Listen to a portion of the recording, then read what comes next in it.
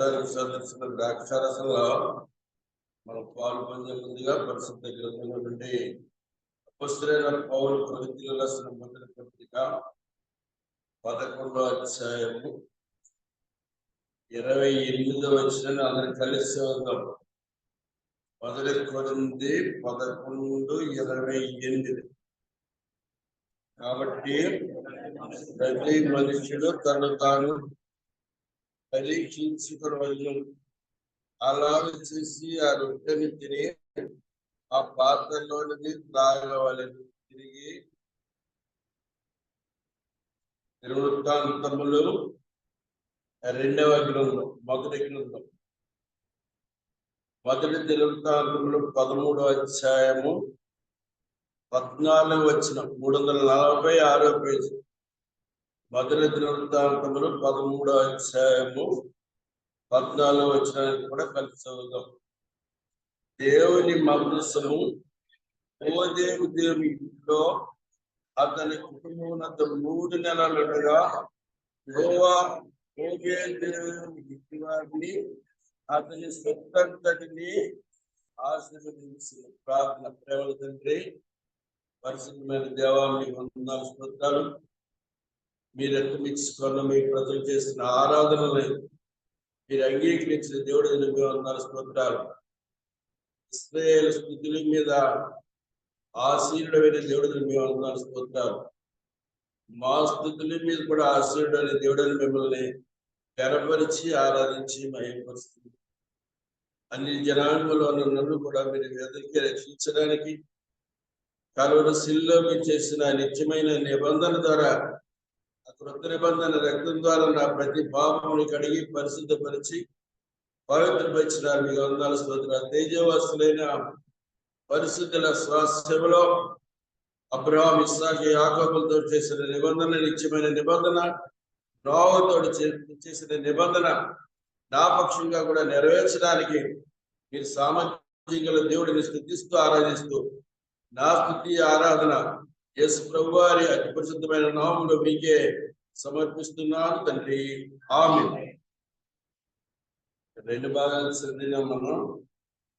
2వ భాగం దినవృత్తాంతములు, మొదటి దినవృత్తాంతములు 13-14 వచనాలు. ఓబేదేదోము ఇంటిలో ఏముందండి? మందసం ఉంది. ఓబేదేదోము ఇంటిలో మందసం ఉండడం ద్వారా ఓబేదేదోము ఇంటి వారికి అతని సొత్తంతటికి ఏమొచ్చిందండి? అది మనకు కావాల్సిందండి. కావాల్సిందే అది. మనకి ఆశీర్వాదం కావాలి కదా. మాకు ఆశీర్వాదం కావాలంటే ఏం చేయాలో చెప్పండి. ఆశీర్వాదం ఎవరికి వచ్చిందండి? ఓబేదేదోముకి వచ్చింది. కారణం ఏంటి? ఆయన ఇంట్లో ఎవరి మందసం ఉంది? అది దేవుని మందసం. దేవుని మందసం ఉండడం ద్వారా ఓబేదేదోము ఇంటికి ఆయన సొత్తంతటికి ఆశీర్వాదం వచ్చింది. మందసం దేనికి గుర్తంటే ప్రభు యేసుక్రీస్తు వారి యొక్క సన్నిధికి గుర్తు. ఆయన సన్నిధికి గుర్తు. కీర్తన 16 వచ్చాడు 11వ వచనం. తెలియని వాళ్ళకి, తెలిసిన వాళ్ళు చాలా మంది ఉన్నారు ఇందులో. కీర్తన 16 అధ్యాయం 11వ వచనం చదవండి. శివమా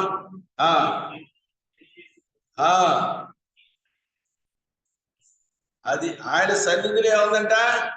సంపూర్ణ సంతోషము. దేవుని యొక్క సన్నిధిలో ఏముంది? ఓబేదేదోము ఇంటిలో ఆశీర్వాదం చూడటానికి కూడా ఏముందండి? మామూలు సంతోషం కాదు. ఏ సంతోషం అది? సంపూర్ణ సంతోషం కలదు. తర్వాత నీ కుడి చేతిలో ఏముందట? నిత్యము సుఖమే. 1 రోజు కాదు, 2 రోజులు కాదు, 3 రోజులు కాదు, నిత్యము సుఖము సంపూర్ణమైన. మనిషికి కావాల్సింది ఏంటండి? ఆశీర్వాదం కావాలి, సంతోషం కావాలి, 3 గంటలు సుఖంగా ఉండాలి. నేను నా పిల్లలకు కూడా ఎలా ఉండాలి? నిత్యము సంతోషంతో, సుఖంతో, దేవుని ఆశీర్వాదంతో నింపబడి ఉండాలి. వచ్చింది మనందరి యొక్క ఆశ. అవునా? ఆశగల ప్రాణాలు ఏం చేస్తాడంటే తృప్తితో వాళ్ళందరూ పంపిస్తాడు. ఎప్పుడు దేవుని యొక్క సన్నిధి మన గృహాలలో ఉన్నప్పుడు కండిషన్ అదనమాట. పేతురు రాసిన అపొస్తలుడైన పేతురు రాసిన మొదటి పత్రిక 1వ అధ్యాయం ఇక్కడ 9వ వచనంలో అక్కడ సంతోషం గురించి భక్సింగ్ గారి యొక్క సాక్ష్యం అంటే 9వ వచనం చివరి భాగం చదవండి.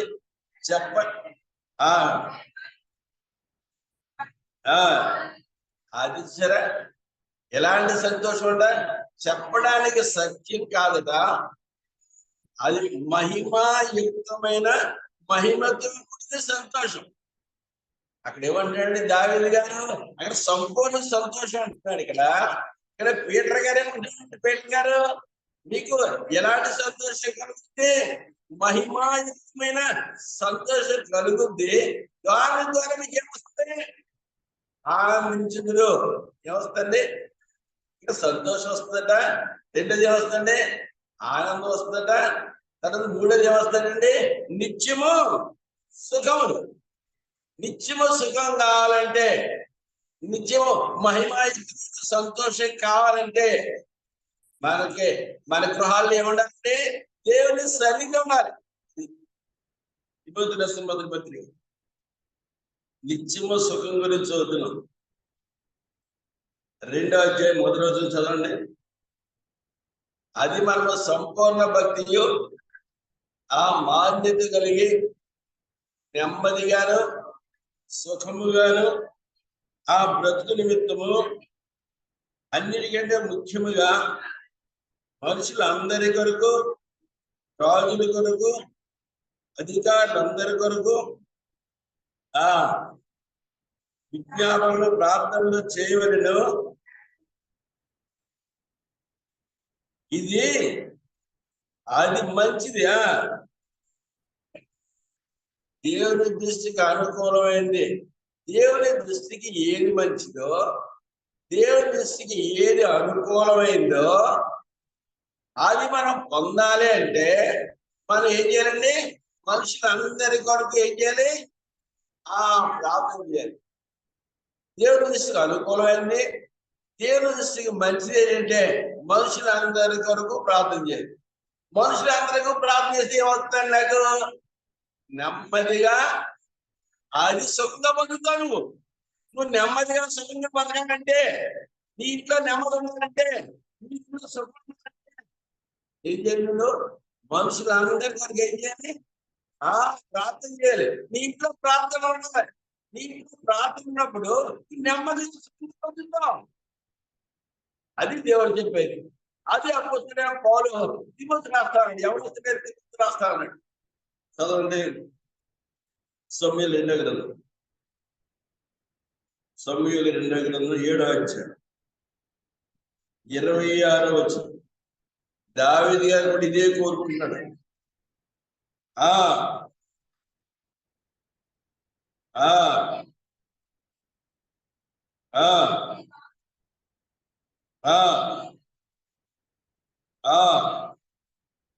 నీవు సెలవిచ్చిన మాట నెరవేర్చుము. నా యొక్క కుటుంబం ఏం చేయాలట? స్థిరపరచబడాలి. నా కుటుంబం స్థిరపరచబడి నీ సన్నిధి నాతో కూడా ఉంటే కానీ నా కుటుంబం ఏమవుదో స్థిరపరచబడదు. అది నువ్వు వాగ్దానం చేసే కదా, అది నువ్వు సెలవిచ్చే కదా అంట. 2 సమూయేలు చూడండి 7వ అధ్యాయం. ఎక్కడ చెప్పాడండి దేవుడు? 2 సమూయేలు 7వ అధ్యాయము 26వ వచనంలో చెప్పింది. దేవుడు ఎక్కడ నెరవేర్చింది? ఎక్కడ చెప్పినాడు? 2 సమూయేలు 7వ అధ్యాయము చదవండి. ఇక్కడ 15వ వచనం. నిన్ను స్థాపించుటకై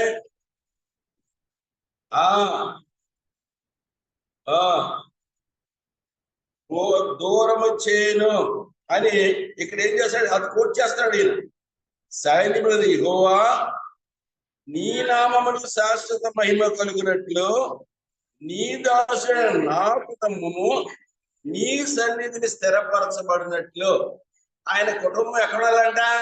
దేవుని యొక్క సన్నిధిలో ఎలా ఉండాలంటే స్థిరపరచబడాలి. అది స్థిరంగా ఉండాలి. అస్థితిగా కాకుండా నీ సన్నిధిలో నా కుటుంబం నిత్యము స్థిరపరచబడాలి. దేవుని యొక్క సన్నిధి ఉంటే మన కుటుంబాలు ఏమవుతాయండి? దేవునిలో స్థిరంగా ఉంటాయి. స్థిరమైన సంతోషం, స్థిరమైన నెమ్మది, స్థిరమైన సుఖము ఇవన్నీ కావాలంటే మన ఇంట్లో ఉండాలంటే దేవుని యొక్క సన్నిధి ఉండాలి. దేవుని యొక్క మనసు అంటే దేవుని యొక్క సన్నిధి. సరే, ఒక ఆయన ఇంట్లో ఉందో చూద్దాం. ఇక్కడ 4 ఇల్లు గురించి చదువుతాం. 4 ఇల్లు. ఈయన ఇంట్లో ఉందో చదువుతాం. సంఖ్యాకాండము, యెహోషువ గ్రంథం 7వ అధ్యాయం. యెహోషువ గ్రంథం 7వ అధ్యాయము. యెహోషువ గ్రంథం 7వ అధ్యాయము 21వ వచనం చదవండి. ఆ దోపుడు సొమ్ములో ఒక మంచి శీనాల పై వస్త్రములు, 200 తొలలు వెండి కమ్మిని నేను చూచి ఆశించి వాటిని తీసుకుంటేనే అదిగో నా డేరా మధ్య ఆ భూమిలో దాచబడి ఉన్నవి. ఆ వెండి దాని క్రింద ఉన్నది. ఉత్తరమిచ్చి తాను చేసినదంతయో ఒప్పుకొనేను. ఏముందండి? ఈ పేరు ఆకాన్ గారు. ఆకాన్ గారి ఇంట్లో ఏముంది? దోపుడు సొమ్ము. ఏముందండి? సంపాదించింది ఏం కాదు. ఏంటండి ఈ సొమ్ము ఎక్కడి నుంచి వచ్చింది? దోపుడు సొమ్ము. ఎక్కడ తల్లింది? ఆ ఇంట్లో ఏముందా? వెండి ఉందా? బంగారం ఉందా? ఏమిటండి? శీనాలు పై వస్త్రాలు, మంచి శ్రేష్టమైన బట్టలు ఉన్నాయి. మంచి షోకు చేసుకుని మంచి బట్టలు ఉన్నాయి, బంగారం ఉంది, వెండి ఉంది. ఎక్కడి నుంచి వచ్చింది ఇది? దోపుడు సొమ్ము. ఆయన కష్టార్జితం కాదు, ఆయన సంపాదించిన డబ్బే కాదు, దోపుడు సొమ్ము. దాని గురించి అది ఎక్కడ ఇలాంటి సొమ్ము అంటే అది యెహోషువ గ్రంథం 6వ అధ్యాయం 17-18 వచ్చిన చదవండి. 6వ అధ్యాయం. ఈ పట్టణమును దీనిలో యావత్తును యెహోవా వల్ల శపింపబడిన రాహాబు అని వేశ్య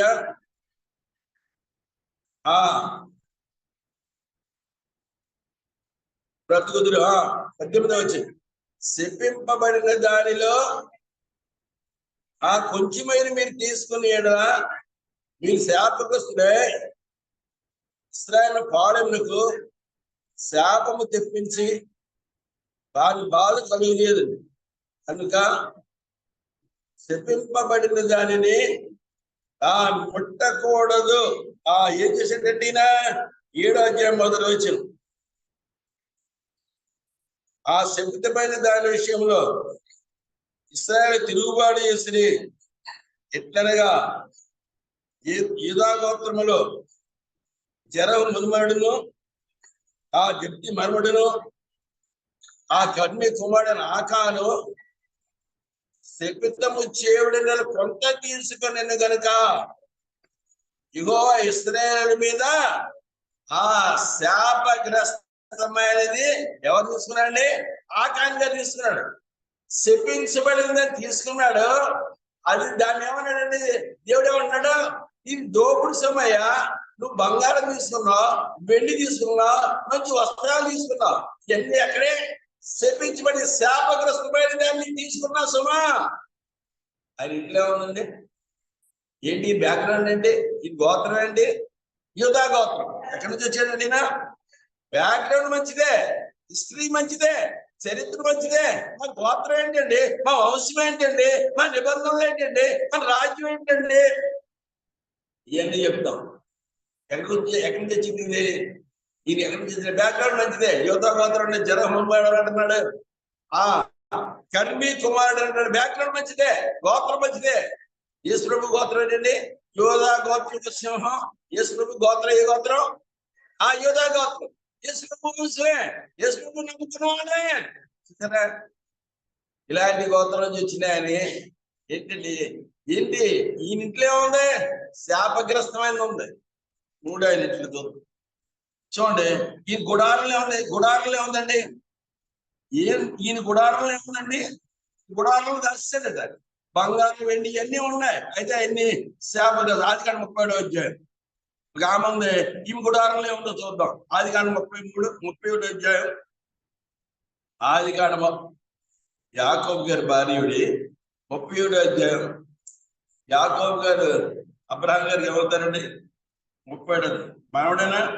37వ అధ్యాయం చూడండి. 37, 33 చదవండి. 31, 33. లాభాన్ని యాకోబు గుడారానికి లేయా గుడారానికి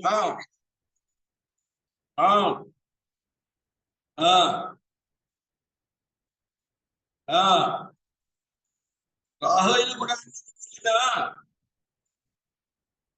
రాహేల విగ్రహం తీసుకుని సరే ఆ విగ్రహాన్ని తీసుకుని ఎక్కడ పెట్టిందండి? సామాగ్రిలో పెట్టేసిందా? వాటి మీద కూర్చుని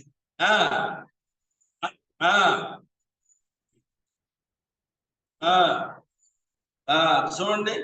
అతడంతా వెతికిన నా విగ్రహములు ఎక్కడ తెచ్చిన విగ్రహాలు? 19 వచ్చిన 37, 19. లాభాను తన గుళ్ళను బట్టి కత్తిరించటకు వెళ్ళి ఉండగా గృహదేవతలు ఎవరింట్లో? తండ్రి ఇంట్లో ఏమున్నాయండి? అది గృహదేవతలు వచ్చేసి ఆ గృహదేవతలు దగ్గర నుంచి ఎక్కడ పెట్టుకున్నా? జాగ్రత్తగా ఇంట్లో పెట్టుకోరు. అంటే ఏముందన్నమాట ఇక్కడ? గృహదేవతలు ఉన్నాయి. ఎవరింట్లో? రాహేలు గుడారంలో గృహదేవతలు ఉన్నాయి. అంటే ఏంటి? ఈవిడికి దేవుడి మీద ఆశ కంటే ఏమొచ్చిందండి? దోపుడు సొమ్ము. ఆయనకి ఎవరికి? ఆకాన్ గారికి దోపుడు సొమ్ము మీద ఆశ వచ్చింది. ఈవిడికి ఏంటండి? తండ్రి యొక్క గుడారంలో విగ్రహాల మీద ఆశ వచ్చింది. తులసి రాసిన పత్రిక తులసి 3వ అధ్యాయం. విగ్రహాల గురించి చదువుతున్నాం కదా. యోహాను రాసిన మొదటి పత్రిక చదువుతాం. సమయాన్ని సద్వినియోగం చేద్దాం. యోహాను రాసిన మొదటి పత్రిక 5వ అధ్యాయం అనుకుంటాం. ఈవిడికి విగ్రహాలు కావాల్సి వచ్చినాయి. యోహాను రాసిన మొదటి పత్రిక 5వ అధ్యాయం. ఎవరో అబ్రహాం గారికి అవుతుందండి మనవడు కొడుకు. అవునా? మనవడు భార్య. అవునా కాదా? అబ్రహాం కొడుకు ఇస్సాకు, ఇస్సాకు కొడుకు యాకోబు. అవునా? ఏమంటున్నాడు ఇక్కడ? యోహాను గారు ఏమంటున్నాడు చూడండి. మొదటి యోహాను 5:21 ఏమంటున్నాడు? చిన్నపిల్లలారా అది జాగ్రత్త తీసుకోండి సుమా. ఎవరిలా చేయకూడదు సుమా? రాహేలు వీళ్ళని చేయకండి. విగ్రహాలకు పోకుండా ఏం చేయాలి? జాగ్రత్తగా ఉండండి. ఆ దేవత విగ్రహాలకి మీరు పోవద్దు సుమైతుగా ఇచ్చారు కదా. ఆకాను అనే శపితమైన దాన్ని మీరు కోరద్దు, దోపుడు సొమ్ము మీరు కోరద్దు అంటున్నాడు. దోషం 7వ అధ్యాయంలో. లూకాసు వార్త 5వ అధ్యాయం.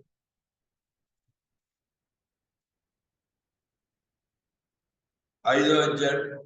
లూకాసు వార్త 15వ అధ్యాయము 11వ వచనం. లూకాసు వార్త 15:11. ఇద్దరు కుమారులు, వారిలో చిన్నవాడు ఆ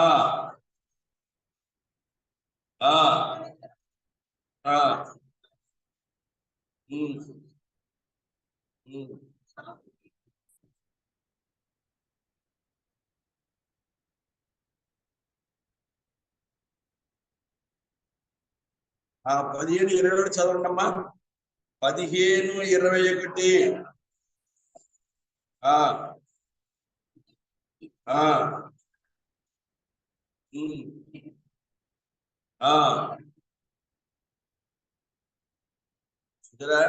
ఎవరండి? ధనవంతుడు. యేసుప్రభు ఉపమానం చెప్పాడు. తప్పిపోయిన ఏంటండి? ముగ్గురు తప్పిపోయారు. ఎవరండి? తప్పిపోయిన గొర్రె, తప్పిపోయిన నాణ్యము. ఆయనకి ఎన్ని గొర్రెలు ఉన్నాయట? 100 గొర్రెలు ఉన్నాయి. 100 గొర్రెల్లో ఒక్కరు తగ్గిపోయింది. ఒక్కొక్క తప్పిపోయిన గురి కోసం ఏం చేస్తున్నాడు ఆయన? వెదతే వెళ్ళాడు, తప్పిపోయిన గురిని మీదకి తీసుకొచ్చాడు. రెండోది తప్పిపోయిన నాన్న 10 నాణాలు ఉన్నారు కావడికి, ఒక నాణ్యం పోగొట్టుకుంది, దీపం వెలిగిస్తుందండి. ఆ దీపం ఆ రోజు దీపాలు ఉన్నాయి మనకు, స్విచ్ ఆన్ చేస్తే కరెంట్ వెళ్ళడం కాదు, బల్బులు వెళ్ళడం కాదు. ఏంటంటే ఒక నాణ్యం వచ్చి ఎదిగిందండి, ఒక గొర్రె కోసం, ఒక నాణ్యం కోసం. ఇక్కడ ఎవరండి? ఒక కుమారుడు, తప్పైన కుమారుడు ఏమంటున్నాడు? ధనవంతుడికి ఇద్దరు కొనుక్కున్నాడు. ఇందులో ఎవడండి? పెద్దోడు చిన్నడా? ధనవంతుడి డబ్బు ఉంది అడిగి. ఎందుకు పోయింది డబ్బు? అంతా ఎందుకు పోయింది? కారణానికి నమ్మస్వామి మహిళ వచ్చాడు. ఈ డబ్బు అంతా ఎందుకు పోయింది? లోకా 15:30, లోకా 15:30. అయితే వేసినతో తినివేసిన కుమారుడు ఏంటి ఎవరితో స్నేహం చేశాడు? అందుకు ఈ డబ్బు అంతా పోయింది. తండ్రి డబ్బు ఇచ్చాడు, స్నేహితులు ఇచ్చారు ఈయనకి, తండ్రిని విడిచిపెట్టాడు. తర్వాత ఎవరి దగ్గర వెళ్ళిపోయాడండి? లోకంలోకి వెళ్ళిపోయాడు. లోక స్నేహం దేవునితోటి వైరం, లోకంతో కలిసిపోయాడు, లోకస్తుతో కలిసిపోయాడు, వేసే సంగతి చేశాడు. కొరింథీయులకు రాసిన మొదటి పత్రిక ఇప్పుడు ఏమంటున్నాడు చూడండి. అపోస్తలుడు పౌలు గారు కొరింథీ సంఘాన్ని హెచ్చిస్తా ఉన్నాడు. ఏమని? కొరింథీయులకు రాసిన మొదటి పత్రిక 15వ అధ్యాయము, మొదటి కొరింథీ 15వ అధ్యాయము 33వ వచనం. మోసపోకడి, మంచి నడవడి చెబును, నీతి ప్రవర్తన గలవారే మేలుకొని. అది ఏ ప్రవర్తన అంటే పాపం చేయకుండా ఉంటాం, అది నీతి ప్రవర్తన. దుష్ట ప్రవర్తన అంటే చెడిపోతాం. అర్థమైందా? చెడిపోయిన వాళ్ళు ఎందులో రావాలి? నీతి మార్గంలో రావాలి, దేవుని నీతిలో రావాలి. ఏ మార్గం అనేది? జీవ మార్గం. నాకు తెలియజేసిన కేంద్ర పదాన్ని బతకండి. ఏ మార్గం? నేనే మార్గము, సత్యము, జీవము. జీవ మార్గం ఇదే, దుష్ట మార్గం కాదు. ఇది మేలు కలిగే మార్గం, మేలు కలిగించే మార్గం. 20 అధ్యాయంలో అంటాడు. ఏమన్నాండి? మోసపోవద్దు సుమా. ఇక్కడ ఎందుకు చదివించానంటే, ఇక్కడ తండ్రి దగ్గరికి వచ్చి ఒప్పుకున్నాడు అనమాట. తండ్రి దగ్గరికి వచ్చి ఒప్పుకున్నాడు.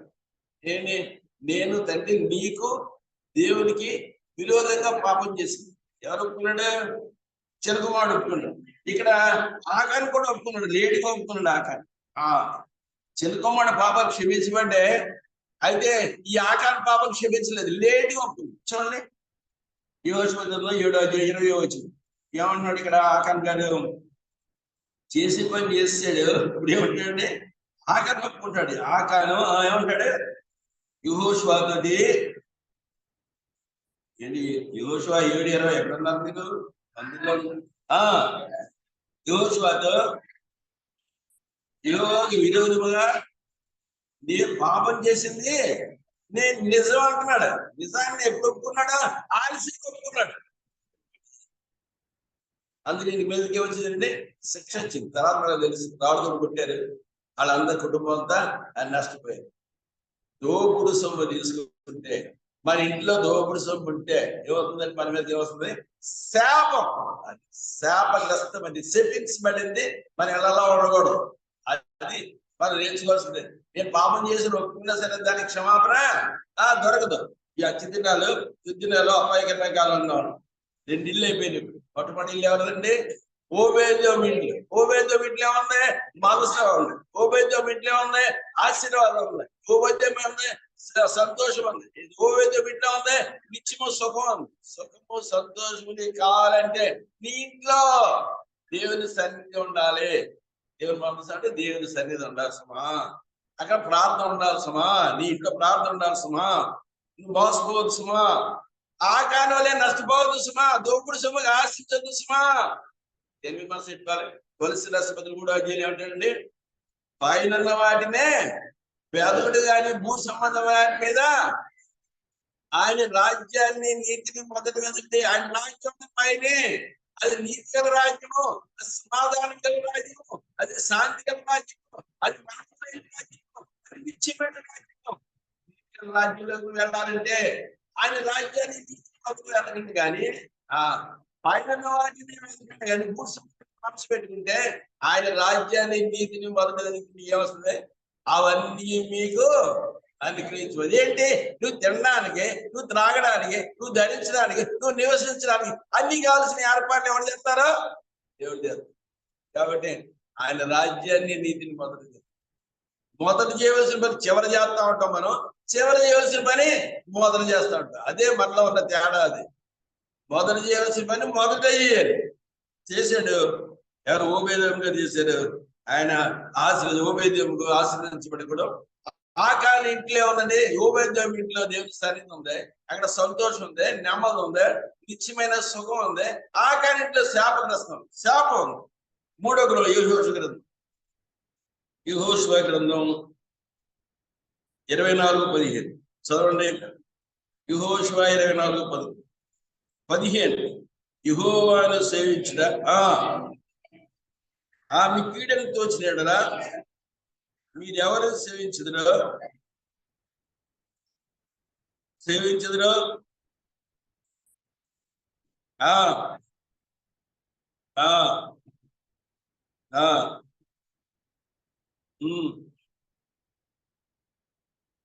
అది నేను నా ఇంటి వారు. జాషువా గారి సాక్ష్యం ఏంటంటే, నేను నా ఇంటి వారు ఎవరు సేవిస్తా? మీరు అమోరీని దేవతను సేవిస్తారో, మోయాబీని దేవతను సేవిస్తారో సేవించండి. నేను నా ఇంటి వారు ఎవరిని సేవిస్తా? దేవుడిని సేవిస్తా. మాకు ఎవరు కావాలి? మీకు దేవతలు పెట్టుకోండి. దేవుడు కావాలంటే దేవుడి దగ్గర రావాలి. దేవుడి దగ్గరికి వస్తే ఏమొస్తుంది? ప్రభు యేసునందు విశ్వాసం ఉంచు, అప్పుడు నీకు నీ ఇంటి వారికి వస్తుంది. అది ఇశ్రాయేలు నీ భాగ్యం ఎంత గొప్పది, నేను యెహోవా రక్షించి నిన్ను పోలినవాడు ఎవడ పాడబడ్డది కదా. ఆ రక్షణ అన్నది దేవుడిచ్చే నిత్యమైన స్వాస్యము, అది సంపద. నీకు పాపం నుండి విడుదల పొందడం అనేది ఏంటి? నీకు అది సంపద. భాగ్యం అంటే ఏంటి? ఆవిడ భాగ్యవంతుడండి. ఎలా వచ్చిందా భాగ్యం?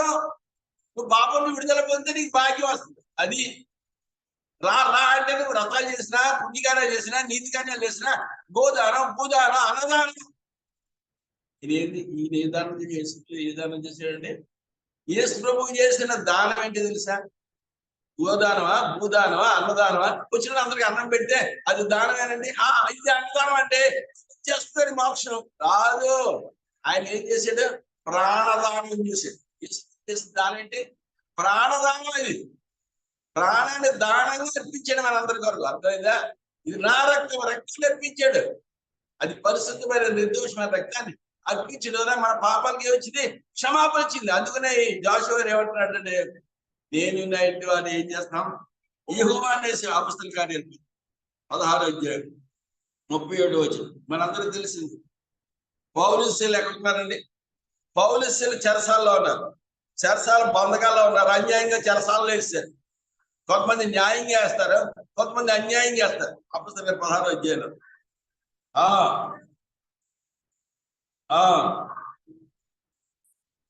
అది చెరసాలు వేస్తే చెరసాలు ఎదురు కూర్చుని ఏం చేస్తారు తెలుసా? పౌలుస్యులు ఏం చేస్తారండి? జైలు ఏం చేస్తారు? మధ్యరాత్రి వేళ ఏమనుందండి అక్కడ?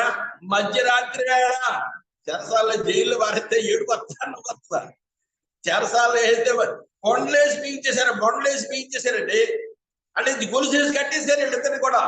పౌలు ఒక చోట, సేల ఒక చోట, వీళ్ళిద్దరిని కట్టేశారు, బొండలు వేసి బిగించేశారు. బొండలు వేసి బిగించారు ఉంది అక్కడ. మధ్యరాత్రి వేళ. ఇప్పుడు అర్ధరాత్రి మన పాటలు వస్తాయా? అర్ధరాత్రి పాటలు వస్తాయా? గురకెట్టి వస్తున్నాను. అర్ధరాత్రి గురకే పక్కన అర్థమైందా? అందులో పక్కన పెడతాం. ఈ బాబు హాల్లో పడుకోవా, మేము బెడ్రూమ్ లో పడుకోమండి. అర్థమైందా? మధ్యరాత్రి వాళ్ళు ఏం చేశారంటే పౌలు శీలలో చూసారు, ప్రార్థన చేస్తే ఏమైంది? చెరసాల తలుపులు చూసారా? అక్కడ గుమ్మలు అదిరినాయండి. చెరసాల పునాదులు అదిరినాయండి. చూసారా? అలా ప్రార్థన చేస్తే పునాదులు ఎదిరిపోయి చెరసాల గుమ్మాలు ఓపెన్ అయిపోయినాయి, తలుపులు ఓపెన్ అయిపోయినాయి. ఖైదీలు అందరూ వింటున్నారు. వీళ్ళు ప్రార్థన చేస్తే, వీళ్ళు పాటలు పాడుతా ఉంటే, వీళ్ళు ప్రార్థన చేస్తా ఉంటే ఎవరంటారండి? అందులో ఉన్న ఖైదీలు ఏంట్రా మాకు బాగా రావట్లేదు, అసలు మనకి సంతోషం లేదు, మనకి ఏడిపోతుంది, మన పిల్లలు ఏమైపోయారు, నా భార్య ఏమైపోయింది, నా బంధువులు ఏమైపోయారు, అందరూ ఏడుపుతారు. చెరసాల్లో పడితే పెళ్లి చేస్తున్నారని చెరసాల్లో పడితే పాటలు పాడుతున్నారు, ప్రార్థన చేస్తున్నారు. వీళ్ళందరికీ విచిత్రంగా ఉంది, ఖైదీలందరికీ. వీళ్ళందరూ చూశారు ఈ చెరసాల్లో ఎడి తలుపులు చేసుకున్నాయంటే వీళ్ళందరూ వెళ్ళిపోయారేమో. కత్తి తీసుకున్నాడు, ఆఫీసర్లు వచ్చి చెక్ చేస్తే నా సంగతి ఏంటి, ఉన్న వాళ్ళందరూ మారిపోతారేమో, తలుపులు తీసుకుపోతారేమో వీళ్ళందరూ కూడా. కత్తి తీసుకున్నాడు హత్య చేసుకోవడానికి. ఏంటంటే ఏ హత్యది? ప్రాణ హత్య. ఆయన ఏ హత్య అంటారండి? అది ఆత్మహత్య. అది ఆత్మహత్య చేసుకోవడం రెడీ అయిపోయాడు. ఉద్యోగం పోతాయి, అపవాదం వస్తుంది, నింద వస్తుంది. ఈయనయ్యా, ఈయనే తీస్తారు ఉద్యోగం. ఈయన ఏమనుకుంటా, డ్యూటీ సరిగ్గా చేయలేదు. ఖైదీలందరూ పోయారంట. ఖైదీలందరూ పోయారు కాబట్టి ఏం చేశారు, ఇన్ని అధికారులు ఏం చేశారు, డిస్మిస్ చేశారు ఉద్యోగాలు అంటారేమో అని. నింద అవమానం భరించలేక జీవనోపాధి ఉండదు సుమా. జీవనోపాధి ఉంటుందా? జైలుకి జీవనోపాధి ఉంటుందండి, జైలు రాయడు. ఆయన ఏం చేశాడు, అప్పుడు ఏం చేశాడు, అప్పుడు పోలీసుల దగ్గరికి వచ్చాడు, వాళ్ళకి ఆధారపడ్డాడు. అయ్యా నేనేం చేయమంటారు ఇప్పుడు? వీళ్ళు ఏం చెప్పారు పోలీసు? ఎవ్వరూ పోలేదు, మేమందరం ఇక్కడే ఉన్నాం. మేమంతా ఎక్కడ ఉన్నాం? ఈ జైల్లోనే ఉన్నాం సుమా. ఈ జైలు మేము అక్కడే, ఈ ఖైదీలు మేము ఎక్కడికి పోలేదు. తలుపులు తెలుసుకున్నా సరే మేము అందరూ ఇక్కడే ఉన్నాం. చూసుకున్నాడు, అందరూ అక్కడే ఉన్నారు. మమ్మల్ని ఏం చేయమంటారు? తలుపులు తీసుకున్నా మీరు పోలేదే, ఇందులో ఏదో రహస్యం ఉంది, ఇందులో ఏదో మర్మం ఉంది అనుకున్నాడు ఎవరా, ఈ జైలు గారు. అప్పుడు వీళ్ళు ఏం చెప్పారు తెలుసా? ఏంటంటే మర్మం అంటే, ఏ అక్కర్లేదు, నువ్వు చేయవలసింది. ఇప్పుడు నేనేం చేయాలి? చేయవలసింది ఏంటి? ఇది గొప్ప అద్భుతం జరిగిందే. ఇంతమందిని జైల్లో వేసాం, మేము ఇంతమందిని చెరసాల్లో వేసాం. ఎప్పుడు ఇలాంటి పాటలు వినలేదు, ఇలాంటి ప్రార్థన వినలేదు. చెరసాల్లో ఉన్న వాళ్ళు జైల్లో అందరూ ఏడిపోయాడు. ఏంటయ్యా తిండి ఏంటయ్యా, ఏంటి ఈ తిండి ఏంటి, ఈ అన్నం ఏంటి, ఈ కూరలు ఏంటి, మేము బతకాలా చాలు, జైల్లో చంపేయడానికి కదా. ఏదో కొంతకాలం జైల్లో ఉండే, ఏదో కొంత శిక్ష అయితే ఆ శిక్ష అయిపోతుంది, ఇంటికి పోదాం అని మేము అనుకుంటుంటే, నీ తిండి భరించలేకపోతున్నాం, ఈ నీళ్లు భరించలేకపోతున్నాం, మా తాగరాని నీళ్లు ఇస్తున్నారు, సరే తిండి పెడతలేదు. ఎప్పుడు గొడవలు చేసేది ఏంటి, వీళ్ళిద్దరు పాటలు పాడుతున్నారు, వీళ్ళిద్దరు ప్రార్థన చేస్తున్నారు, ఏంటి ఏదో అద్భుతం జరిగింది, వీళ్ళిద్దరు ప్రార్థన చేసి పాటలు పాడతా ఉంటే ఏం చేసినాయి, చెరసాల పునాదులు ఎదిరిపోయినాయి, చెరసాల తలుపులు చేసుకున్నాయి. ఇందులో ఏదో మర్మం ఉంది అనుకున్నాడు. వాళ్ళకి ఆలోచన పడ్డాడు, అది ఇప్పుడు ఏం చేయండి, నేనేం చేయలేదు అంటే వాళ్ళు ఏం చెప్పారు, ప్రభు యేసునందు విశ్వాసం ఉంచు, అప్పుడు నీవును నీ ఇంటి వారు రక్షణ పొందుతారు. అంతేనండి, మనం నేర్చుకోవాల్సింది అంతేనండి. ఏమన్నారు ఇక్కడ, వాళ్ళు ఏం జరిగిందండి ఇక్కడ? అపొస్తలుల కార్యం 16వ అధ్యాయం. అపొస్తలుల కార్యములు 16వ అధ్యాయం నేను చదువుతాను. అపొస్తలుల కార్యములు 16వ అధ్యాయం. వారి ఇంటి వారందరితో కూడా 34 చదవండి తల్లి.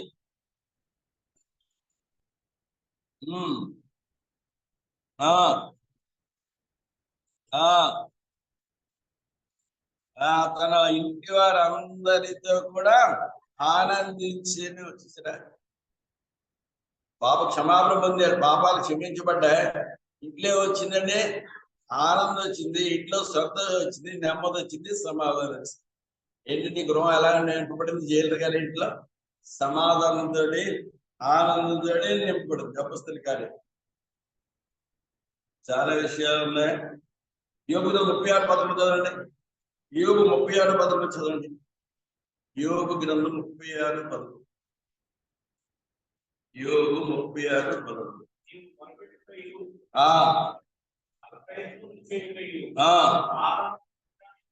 36:11 వారు ఆలకించిన ఎడల, ఆయన్ని సేవించిన ఎడల తమ దినములో క్షేమముగాను తమ సంవత్సరములు సుఖముగాను.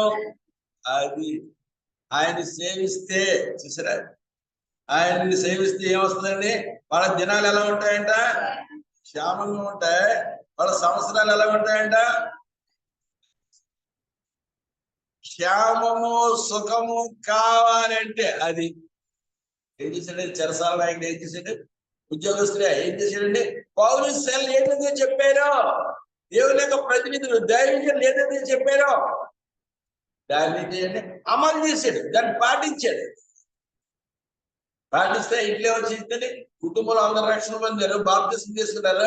ఆ ఇంటి వాళ్ళు అందరికీ వచ్చింది, ఆనందం వచ్చింది. అదంతా చదివితే అదే అర్థం అవుతుంది. ఆ 16-25 వచ్చిన నుంచి 34 దాకా చదివితే 10 వచ్చిన చదివితే ఆ ఎసెన్స్ అదే. ఎవరి ద్వారా వచ్చింది? పౌలు శీలకి వెళ్ళడం ద్వారా అక్కడ చెరసాల ఆయన కుటుంబం వాళ్ళందరూ రక్షణ పొంది బాప్తిసం తీసుకుని ఆ కుటుంబంలో వచ్చిందని ఆనందం వచ్చింది. వాళ్ళందరూ వీళ్ళిద్దరికి ఏం చేశారంట? భోజనం పెట్టి చేశారు, ఆతిథ్యం ఇచ్చారు. ఆతిథ్యం ఇచ్చే గృహం కొరింథీయులకు రాసిన మొదటి పత్రిక పూజ చేద్దాం. అపొస్తలుల కార్యాలు 10వ అధ్యాయం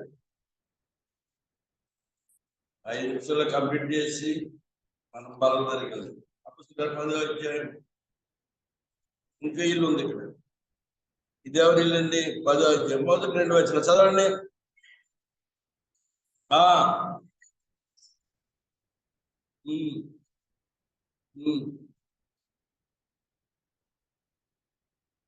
దేవుని యందు భయభక్తులు ఎలా వాడేయండి?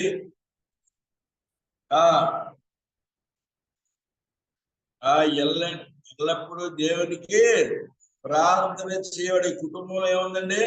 దేవుని ఏమున్నాయి? మొట్టమొదటి ఏముందండి? దేవుని భయభక్తులు ఉన్నాయి. చూసారు ఏమున్నాయండి ఇక్కడ? అతడు తన ఇంటి వారందరితో కూడా దేవుని యందు అది భయభక్తులు ఉన్నాయి. సరే, ప్రార్థన ఉంది, ఆతిథ్యం ఉంది, ధర్మం చేసేవాడు. సరే, భయభక్తులు కలిగే ఇల్లు, ప్రార్థనా గృహము. ప్రార్థన చేస్తే ఏంటంటే 4వ వచనం. ప్రార్థన చేస్తే కొన్నేటి గారి ప్రార్థన ఎక్కడికి వెళ్ళింది? అతడు దూత వైపు పేరు చేసి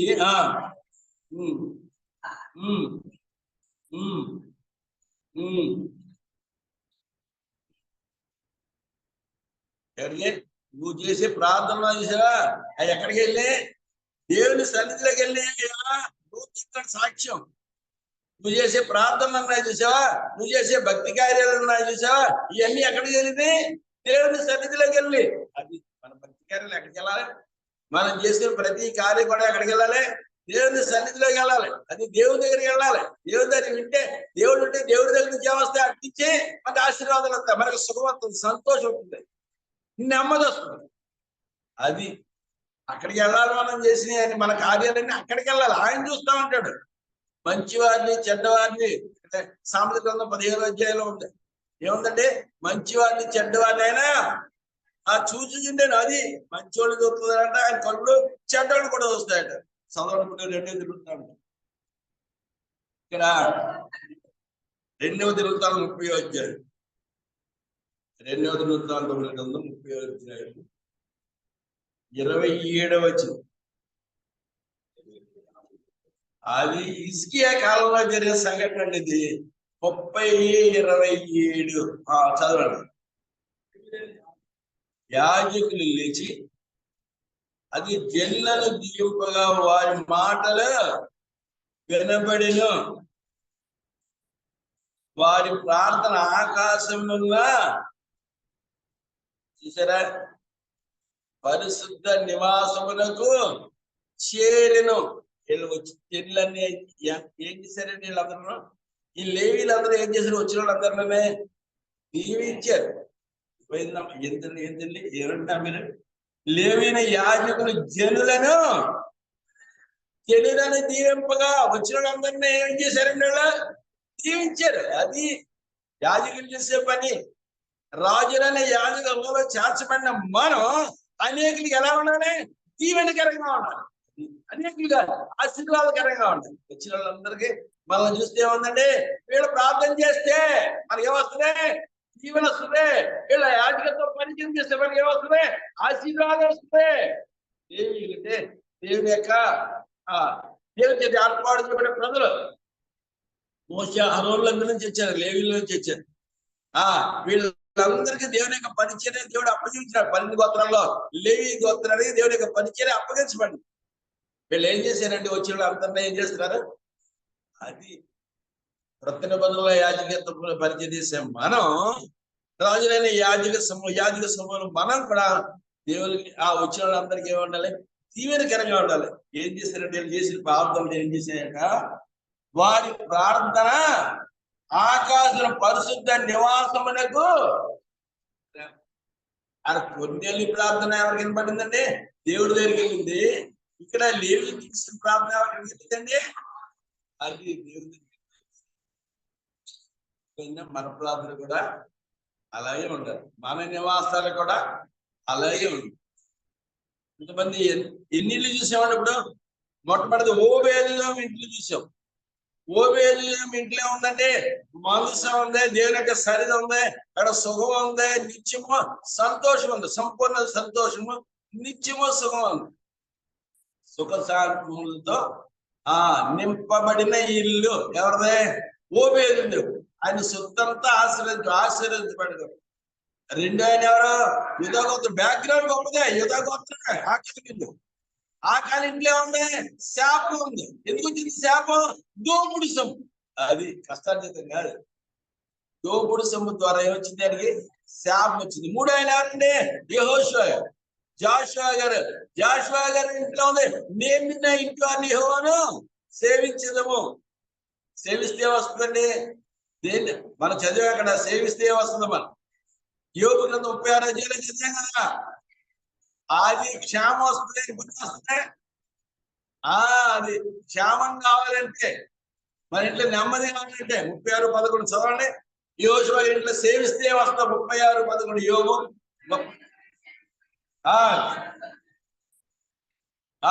అది తమ సంవత్సరాలు ఎలాగా? సుఖము క్షేమము. నువ్వు దేవుని ఆరాధిస్తే, దేవుని పూజిస్తే, దేవుని సేవిస్తే, దేవుని గర్భిస్తే నీకే వస్తుంది క్షేమం. అది తర్వాత అది సుఖం క్షేమం కావాలంటే దేవుని సేవించాలి. నీ ఇంట్లో ఆరాధన ఉండాలి, నీ ఇంట్లో ప్రార్థన ఉండాలి. నాలుగోది ఎవరో కొన్నేలి కుటుంబంలో ఉందండి, భయభక్తులు ఉంది. అర్థమైందా? ప్రార్థనా గృహం. నీ ఇంట్లో భయభక్తులు ఉంటే, నీ కుటుంబంలో భయభక్తులు ఉంటే, నీ పిల్లలకి నీ కుటుంబానికి భయభక్తులు ఉంటే, నువ్వు నేర్పిస్తే కొన్నేలి నేర్పించాడు. కొన్నేలి భక్తిపరుడు. కుటుంబ యజమాని ఏం చేయాలంటే పిల్లలందరికీ ఏం చేయాలి? నేర్పించాడు. భయభక్తులు ఉన్నాయి, ప్రార్థన ఉంది, ధర్మకార్యాలు ఉన్నాయి. ఆయన చేసే ప్రార్థన ఎక్కడికి వెళ్ళింది? దేవుడికి. మనం కూడా ఆ రీతిగా కొన్నేలి కుటుంబం వలె, జాషువా కుటుంబం వలె, ఓబేదేము కుటుంబం వలె జీవించడానికి ప్రభు మనకు సహాయం చేయండి. ప్రార్థన చేద్దాం. కళ్ళు మూసుకోండి. రాజశేఖర్ ప్రార్థన చేసి పల్లదారి